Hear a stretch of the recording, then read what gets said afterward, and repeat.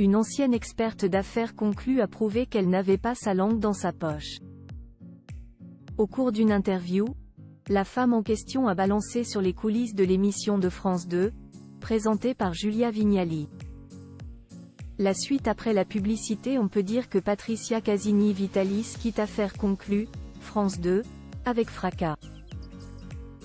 Interrogée par l'hebdo du vendredi, la commissaire-priseur qui était présente depuis la saison 1 en 2017 n'a pas hésité à balancer sur le programme.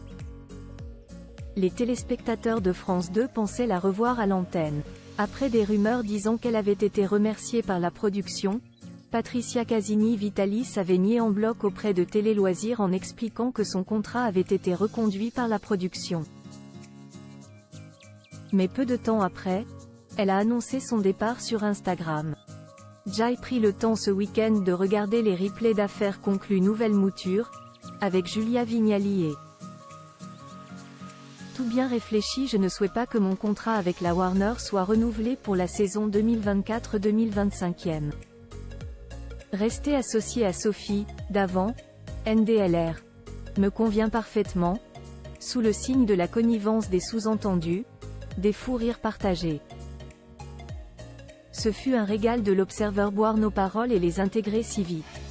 Partir dans son sillage est un honneur.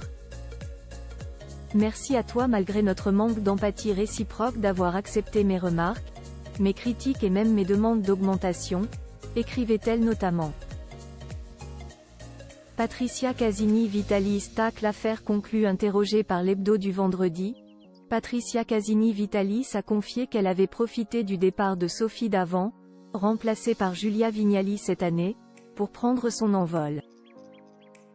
Un choix qu'elle ne regrette aucunement, notamment parce que, selon elle, Affaires conclues représente très mal sa profession. Après 7 saisons passées sur ce plateau, environ 2 millions de téléspectateurs pensent que mon métier se résume à estimer des objets et à raconter de belles histoires. Dans la vraie vie, j'estime des biens, c'est vrai, mais à leur juste valeur, a-t-elle déploré dans un premier temps. Patricia Casini-Vitalis a ensuite qualifié le programme de télé-réalité sur une chaîne publique. Elle ne reflète pas la réalité du marché de l'art. On entretient le suspense, on fait grimper les enchères même si l'objet ne le justifie pas.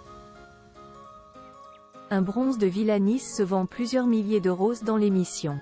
Dans les faits, il vaut plutôt 700 €, 1000 € grand maximum. Pour l'heure, la production n'a pas réagi à ces propos. La suite après la publicité. La suite après la publicité.